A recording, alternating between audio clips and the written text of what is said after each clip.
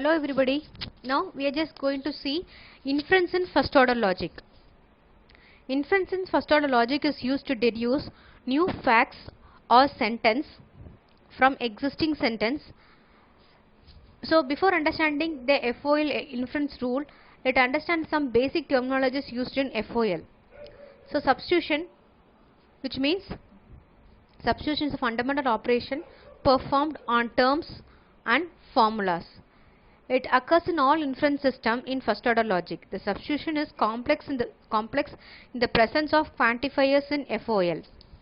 If we write f of a slash x, so it refers to substitution a constant a in the place of variable x. So equality, what is meant by inequality here? First order logic does not only use predicate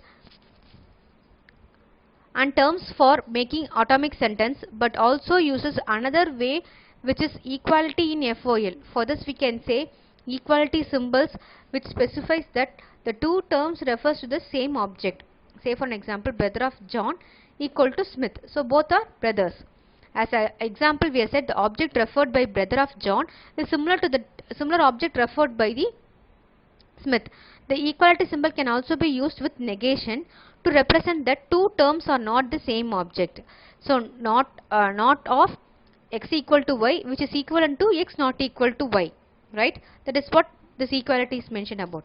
So let me see FOL inference rules for quantifier.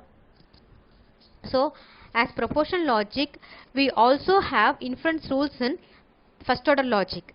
So the following basic inference rules in FOL are universal generalization, universal instantiation, extensional instantiation, extensional introduction. So first thing we are just going to see is universal generalization. Universal generalization is a valid inference rule which states that if premise P of C is true for any arbitrary element C in the universe of discourse, then we can have a conclusion as for all x P of x. It can be represented as in the form of like this, P of C divided by for all of x P of x. So example we can say it as a byte contain 8 bit. So P of C we can say it as, so where for all of P of x, how we can say it is all byte contain 8 bit, it will be also true. So this rule is used if we want to show that every element has a similar property. In this rule, x must not be appear as a free variable. Okay. Next, what we are just going to see is universal instantiation. Universal instantiation. Universal instantiation is also called as universal elimination or UI. It's a valid inference rule. It can be applied multiple times to add new sentence. The new knowledge base is logically equivalent to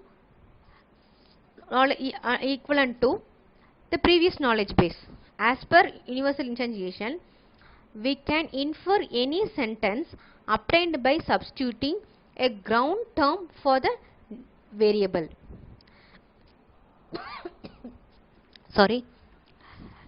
The universal instantiation rule state that we can infer any sentence P of C by substituting a ground term C from for all x P of x for any object in the universe of discourse. It can be represented by for all x P of x divided by P of C.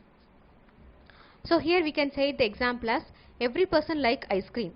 So for every person, for all of x P of x, John like ice cream, which mentions only one thing. So another example we can say it as all king who are greedy are evil. So let us our knowledge base contains like in the form of for all king of x conjunction greedy of x implies evil of x. So this is the form you have to. So from this information we can infer the following statement: King John conjunction greedy of John implies evil of John. King Richard conjunction greedy of Richard implies evil Richard. So next what we are just going to see is extensional instantiation. So extensional instantiation is also called as extensional elimination, which is a valid inference rule in first order logic. it can be applied only once to replace the essential sentence. The new knowledge base is not logically equivalent to old knowledge base, but it will be satisfiable if old knowledge base was satisfiable. This rule states that one can infer P of C from the formula given in the form of for sum of x P of x for a new constant symbol C. Okay. The restriction with this rule is that C is used in the rule must be new term for which P of C is true. So it can be represented as for sum of x P of x divided by P of C. Okay. So example we can say for this one is, there is a someone who got a B in the course. It is for sum of x got B of x. Let call her E. She is the one who got a B. So got B. So we can say it's like that. Note that we cannot be sure this x is the same as an x in the any other formula. So we can use the new name. Okay. So here this is about extension. The extension instantiation is a special case of Slocumization process. That is, we mean Slocum constant. We can also say that Slocumization process. So next comes to extension introduction. So an extension introduction is also known as extension generalization, which is a valid inference rule in first order logic. This rule states that if there is some element C in the universe of discourse which has a property P, then we can infer that there exists something in the universe which has the property P. It can be represented as P of C divided by for sum of x P of x. So example we can say here as a Pinky got good marks. Someone got good marks. Okay, so this is what the about what is meant by four thing, which is universal generalization, universal instantiation, extensional instantiation, extensional introduction. So these four inference rules are very important. So for all the machine languages. So the inference, because of this inference rule only, the knowledge can be represented in easy manner. So universal generalization, which represents a valid inference rule, whereas universal instantiation, which represents the multiple applied multiple times to add new sentence. So multiple times for adding new sentence, multiple times we can represent.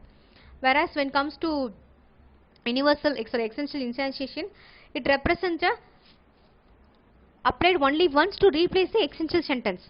So that can be applied only once to replace the existential sentence.